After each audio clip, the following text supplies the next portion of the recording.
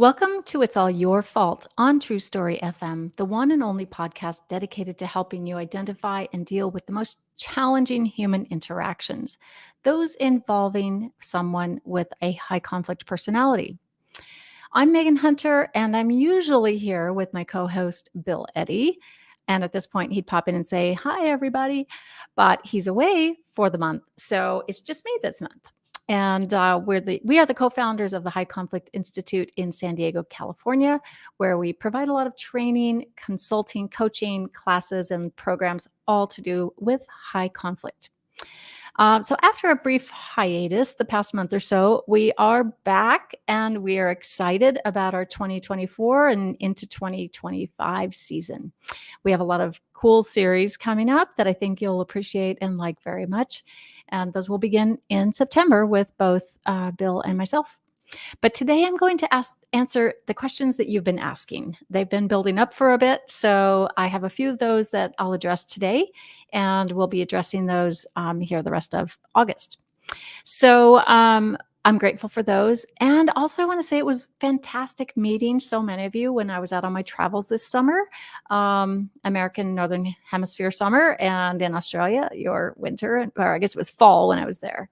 So it was really great seeing you out and about. And thanks for coming up and having a chat about the podcast and about everything high conflict related. It was a lot of fun. So before we get going, I just want to say, send any questions you have for us to podcast@highconflictinstitute.com or through our website at highconflictinstitute.com/podcast, where you'll also find all the show notes and links. All right. So if you are in the Northern Hemisphere, I hope you've had an enjoyable summer. If you're down in the Southern Hemisphere, hold on, because summer's coming, right? I'm based in Arizona, where it's super hot. By super hot, I mean, like 110, 115, which is, 41, 42 Celsius. So it's every day it's hot. I want to go somewhere else for the summer. And they always say, right, that it's in Arizona, at least it's a dry heat, but I always think of it as a dry heat like the inside of a kiln. So, each to his own, right? So we are looking forward to November when the cool weather comes for us again. Bill is based in Southern California, so he gets nice weather all the time. Lucky Bill. Anyway, so a couple things, brief updates. I spent 3 weeks in Australia in June training the National Employment Service Agency. And just had a fantastic time. We did a training in Melbourne. Then we went to Sydney, and the third one was in Brisbane. And we finished the trip with, I was keynote speaker at the First Nations Employment Conference in Cairns, which was just fantastic. And it was vibrant and alive. Just really fascinating group to talk with, and had a lot of fun. So great trip.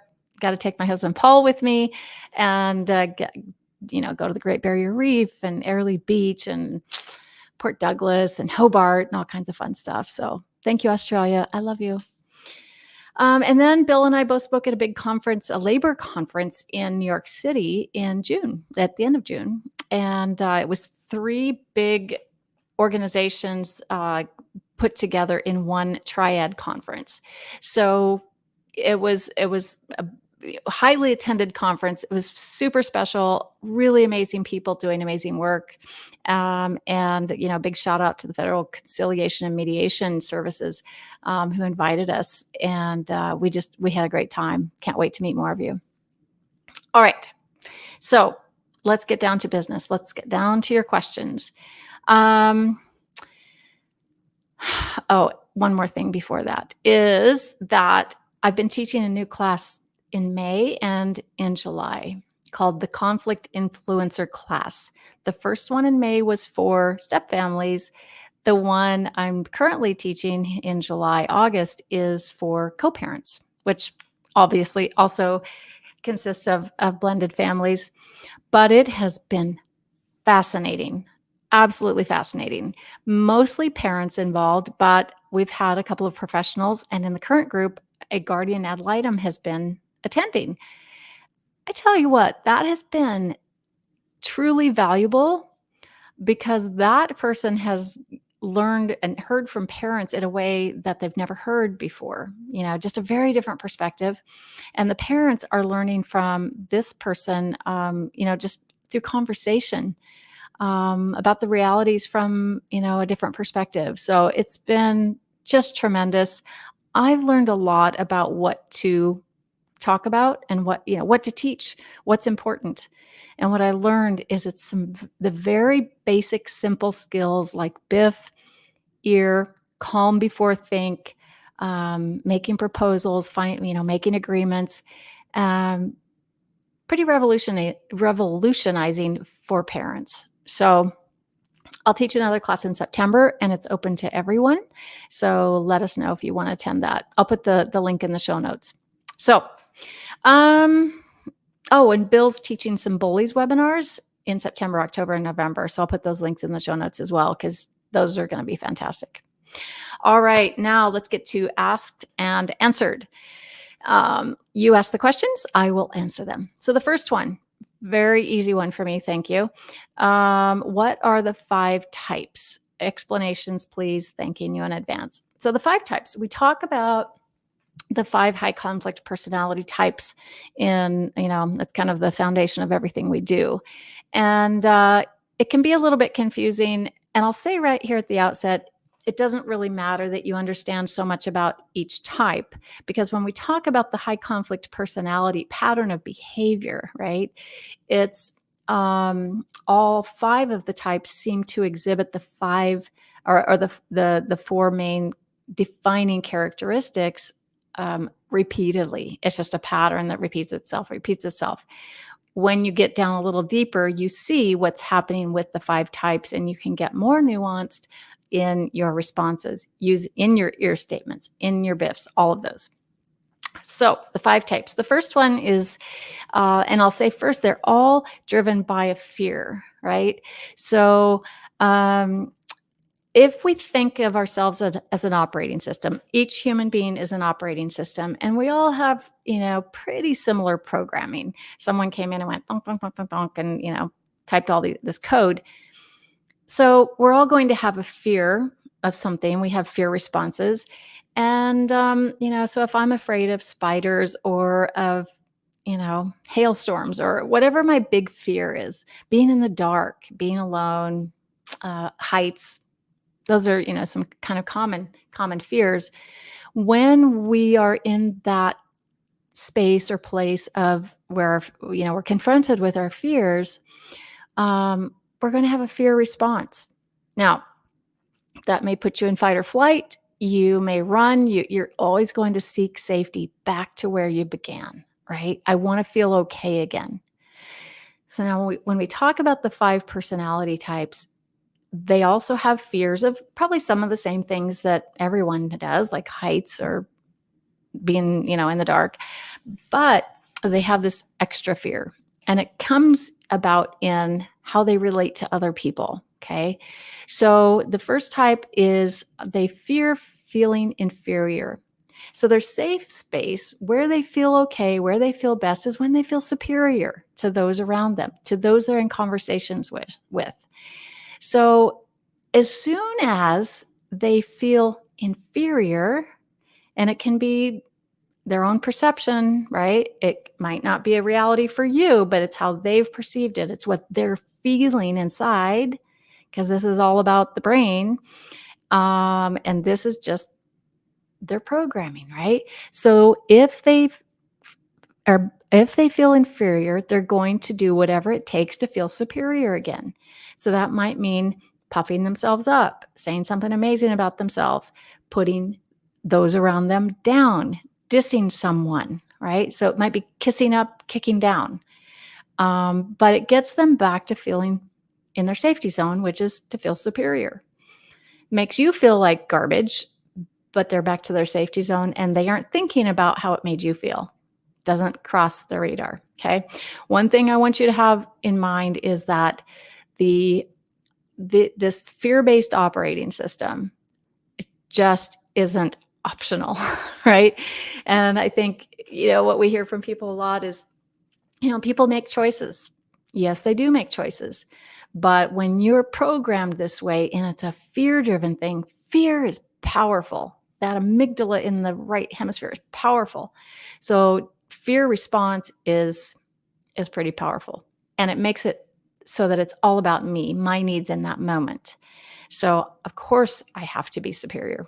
So you kind of get into this thing where you go, well, of course he did. Well, of course she did. Right? So of course, that's just how the programming is.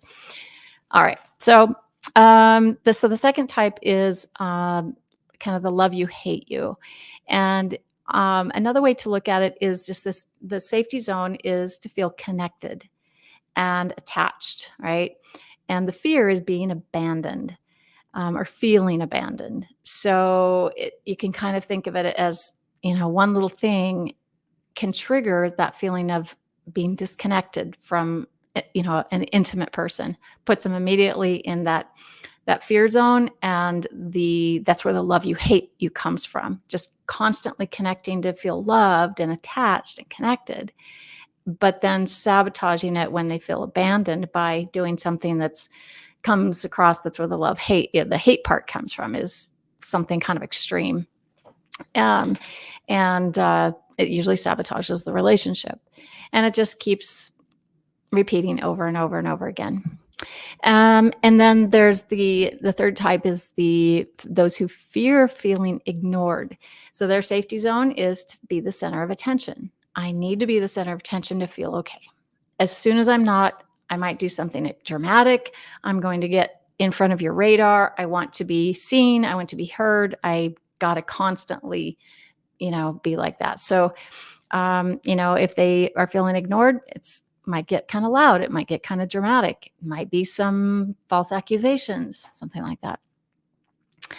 And the fourth type is the fear of being or feeling dominated. So the safety zone is to dominate others, by whatever means they can do that. A lot of times it's lying when they know they can get caught. It's fascinating to watch this at work, right? And it's just all about their need to dominate. And you just go, of course, that person did that. They need to dominate. So they might ruin your reputation, throw you under the bus, break the laws. Just this dominating fear overrides everything else. Okay.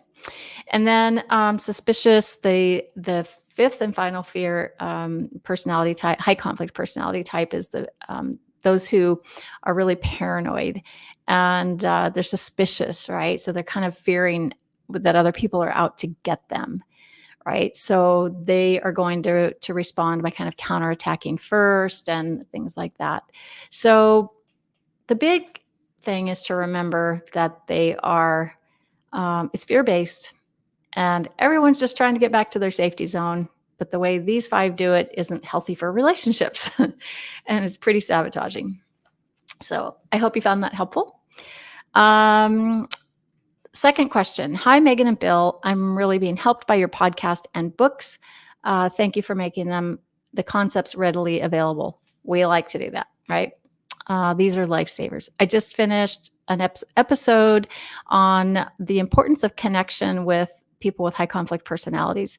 All of it makes sense from a tactical, practical, and strategic perspective. If the person is high conflict and easily dysregulated, it only makes sense to take that into consideration and do what you can do within reason to help them stay regulated. But can you speak to the tension between fostering appropriate connection and inappropriate placating of the person, such that they become or carry on as an emotional bully in the midst of a group? We have an HCP in the center of our extended family. Family members walk on eggshells around him. It can feel like he's the gorilla in our midst who must be treated with kid gloves. Some have encouraged my husband and me to just do what he wants, so he will stop making us be the targets of blame. It seems wrong to let him bully us or others, and yet we clearly see how his MAD leads to escalating conflict, MAD being misassessment of danger. Could you describe specific behaviors or approaches that tease out the nuances of the tension between ear, empathy, attention, and respect, and placating the gorilla? Thanks so much, and definitely let me know if you use this question on the podcast. I'll let you know. So what you're talking about here is connection, right? And it's one of the key principles in interacting with someone with that high conflict brain, right? It needs connected in order to get that fear out that I was just talking about in those 5 types, right? So when that fear of being dominated or fear of feeling inferior and all that is up, then the left brain, the logic part, is offline, and the right brain is like reacting. And so we can get into that. We can get good at ear statements, because it sounds like you've learned, I've got to connect. We have to connect with this guy to help him calm down, to help him de-escalate, because he can't do that himself. He can't regulate himself. Okay, so that then gets into what I call, getting stuck in ear land. And we don't want to get stuck in ear land. We want to use it appropriately, so that we use it when someone's upset and we need to de-escalate them. When they're complaining, blaming, just give a little connection, an ear statement. And sometimes that's enough, and you can just move on. Make yourself boring. Ooh, that's it. But look, you don't need to be bullied. And the way to stop that is to set limits, right? Our new methods, the SLIC method, SLIC, is setting limits and imposing consequences. So, and you can remain boring while doing this. You keep your tone of voice calm, right? You just stay kind of in this objective, neutral position with a calm tone of voice, and you set a limit. So limits meaning stating the desired behavior you want to see, and then if it doesn't happen, you say it once, and you can say a little ear statement first, and then set the limit. If they violate the limit, then you restate it. Here's what we discussed. If this, happened, then it'd be great. But if it didn't, if it happens again, here's what I will have to do. So you're giving a threat of imposing a consequence, right? So it's like you're connecting with the ear to calm the person, and then they're kind of, got logic back online again a bit. And yet their operating system says, I need to dominate. I need to be a bully. I need to, right? So that's when you set the limit. If this, then this, right? And that puts you in a seat of confidence. So you're not, being bullied. You might remain the target of blame, but if you do it just, simply and evenly, then, and impose the consequence if it's violated again, that's what this person needs. And I understand it can be scary, right? It's hard to set limits until you try it once or twice and see some results, and you get that muscle memory, and you're like, this works, right? It has the most potential of working. And it protects you while you remain boring, right? And you don't get involved in back and forth. It's just, here it is. And then you don't have to say anything else. There's no laws or rules saying you have to get super involved and engage in a lot of back and forth. No, set your limit. Connect, set your limit. That's what you do. Okay? So I hope that helps.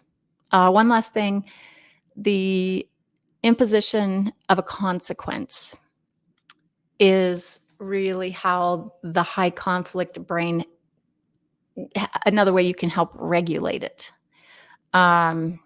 We think of emotion dysregulation and helping that person regulate through the connecting with ear statements, but setting limits is also helping the person regulate their own. It's like someone has to tell them no. And then if they go ahead and violate, then you impose the consequence. And if that means they're not coming to family events anymore, then you stick by that. Or if you're not coming to family events anymore, or you hold separate family events, just think through the options yourself, right? So I know it's tricky, especially in families, but give it a go, see what happens. So let's take a quick break, and I'll be right back with 2 more questions, and I will answer them. All right, we are back, or I am back with you. Right, here's the next question. I do PR for a small municipality in the South. For those outside the US, means the southern part of the United States. New council members were elected in November and took their oaths of office in January to serve alongside their other fellow council members and mayor. One of the new council members exhibits high conflict and narcissistic behaviors, most notably of which are explosive anger anytime one does not agree with them, followed sometimes by targeting, and a lack of self-awareness that is almost uncomfortable to watch. And here's my question. How do staff members and department heads who have less power and authority than council members interact with the high conflict council member? Keep up the great work and thank you. Thank you. All right. So look, when there's that sort of power structure, it can be intimidating, right? So you've got both department heads and staff members, and they both have less power and authority than the council members. So you've got this one who's being disruptive. So is there a possibility that one of the department heads, or whoever's staffing the meetings, or whoever's the chair, introduces a respectful meeting policy? Okay. We have that on our website. I'll put it in the show notes links. So in so doing, you're providing some structure for the chair, mayor, whoever it is. And when this person becomes disruptive, then you set a limit, just like we talked about in the last question. Set a limit, impose a consequence, and use the respectful meeting policy that your whole group has agreed to as the source for, getting this unruly member back in order. Okay. So it's the same. You're going to use the same skills, whether you're staff or department head, and whether it's in the office or it's in a meeting, right? So you're going to connect with ear statements. You're going to help the person analyze options, or, ask them choices, to make choices between two or more things. Ask them for proposals or make proposals, right? All the same skills that we teach at every level. Responding to misinformation, all right? Using BIF responses in your email with this person. And then setting limits, like I said. So it's the CARS method. It's connecting, analyzing options, responding to misinformation, responding to emails, and setting limits and imposing consequences. It's just kind of that over and over and over again. And with the narcissistic type of personality, if we think about the fear of feeling inferior, and the need to feel superior, well, what are you going to say to that brain to make it feel superior? You're going to, and in so doing, that's going to bring it out of reactive mode, get the left logic brain online, so you can start getting some action, such as asking questions and guiding them down that path, and making choices and asking for proposals or analyzing options. So you give that person some praise. You say something that you can respect about the person, even if it's you are a sharp dresser. Where do you shop? Right? It's just anything that makes them feel like, hey, it's all about me and I'm awesome. Right? And it's not that you're playing their game. You're just giving them what they need so they can help regulate and you can get some work done and not feel targeted. Okay. So it's a balance of using the CARS method through all of those. And then the respectful meeting policy can be very, very helpful. All right. Thanks for that question. Appreciate it. And now we'll get to the last one. This one's a little bigger. Hello, I have just finished reading your book, 5 Types of People Who Can Ruin Your Life. I found it excellent, though sadly it confirmed what I've believed for over 15 years, which is that my daughter, now aged mid-30s, has a high conflict borderline personality disorder. My daughter is bright and beautiful. I love her to the end of the world, which she knows, although she got a good degree from one of the main biggest universities in the world, she never seems to have been able to hold down a job or a relationship. Her father and I split, and he also exhibited many borderline and narcissistic behaviors when she was a baby. He died several years ago, leaving a lot of money. Um, she has blamed me for everything that has gone wrong in her life since she was about 14 years old. Since the death of her father, this is getting worse and worse. I don't believe she is happy, and I want more than anything for her to flourish. I know she wishes she were in a relationship. I just wish I could help her. Sometimes I find her anger toward me contagious, but am practicing the CARS method and ear statement approaches. It feels hard to be relentlessly blamed for everything that she sees as wrong in her life. She often says she wishes she had never been born, and I often fear she will one day simply let go of life. Um, she lives a couple hours away from me, calls me around 4 times every day, but refuses to see me when I offer to visit. Any advice would be appreciated. Thank you so much. All right. So, you know, these are really tough situations. So, first having congratulations are absolutely due to you for using the CARS method ear statements. But you also don't have to just, what did you say here? It's hard to be relentlessly blamed for everything she sees as wrong in her life. So how do we turn that around a bit? So like you've using the CARS method, so connecting with an ear statement. That right brain is like it's on fire. And when it's on fire, it's all or nothing. It's like you are the one to blame. You are all bad. It's just everything is seen as negative, particularly with the most intimate person in their life, which happens to be you. Okay. So you're going to get the love hate, the push pull. And so, look, it takes some effort, and you are adapting, and you're doing the right things. So, connecting with ear statements, something that makes it about her, helps her regulate. Empathy works very well. Like, oh, honey, I see that this has really been a tough time for you, or look, I know you'd really like to be in a relationship. Yeah, I understand that. Right. So it's just keeping calm, using ear statements where appropriate. When the complaining or blaming starts, you could give a little ear and then shift it into a think action. A think action being something like, to give the ear statement, and then you say, uh, what's your proposal for, kind of going forward, moving past this? Right? So it's like you're guiding this person into left brain, into the logic, into the problem solving and thinking about things. There's you get a double bonus here. You're getting them away from all the reactive emotional stuff, and connecting with them, because that's the key. And then also opening up that logic brain into thinking, which is where there are a lot more calm things happening and makes them feel calmer.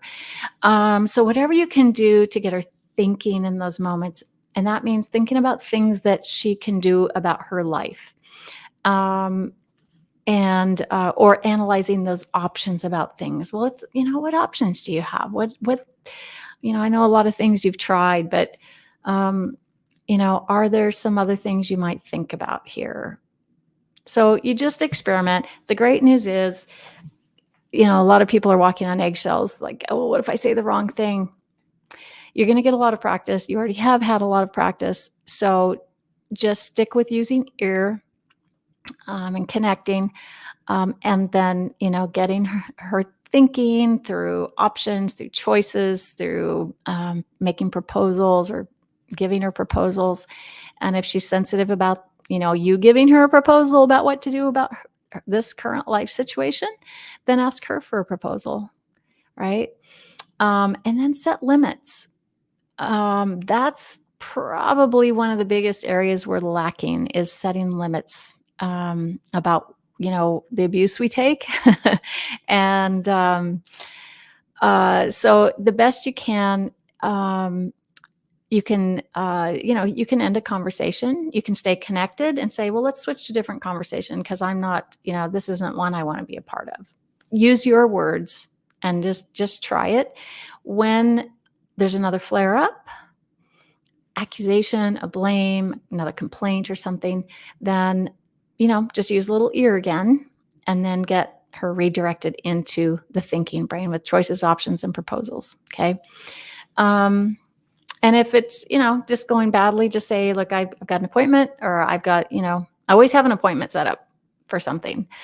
Or, I've only got 30 minutes for this phone call. We've only got a couple of minutes left. Is there anything else you want to discuss before we get off the phone? Something like that. So, I'm going to put some links in the show notes. There's a book by Sharina Rooney, who's in the UK. It's called The Big Book on Borderline Personality Disorder. Sharina is one who struggled with this herself, and she's written a brilliant book that's not all filled with depression. It's filled with hope and actual strategy. And then a couple of books by Amanda Smith. One for families is called The Borderline Personality Disorder Wellness Planner for Families. My little publishing company, Unhooked Books, published this book, and it is brilliant for families. And I wish it were flying off the shelves because it should be. It's just amazing. Written by Amanda Smith from Hope for BPD. Okay, I hope that was helpful. We'll put all that in the show notes, and I'm really thrilled to be back. And I appreciate all of you listening today. Next week, I'll have authors Annette Burns and Nicole Stoutner, both are lawyers, talking about their brand new book to be released in October called Co-Parenting by Design. And they're going to answer questions about, co-parenting and every aspect you can even imagine. So Annette is the co-author with Bill Eddy on the BIF for Co-Parent Communication book. And she's really, she's seen it all, believe me. And Nicole has been on the bench before. She's seen it all as well. So it's a fantastic book. And I know you'll really enjoy listening to them. In the meantime, send your questions to podcast@highconflictinstitute.com or submit them to highconflictinstitute.com/podcast. Until next time, keep learning and practicing these skills. Be kind to yourself and others. And don't forget to set limits, connect, use the CARS method, right? While we all try to keep the conflict small and find the missing piece.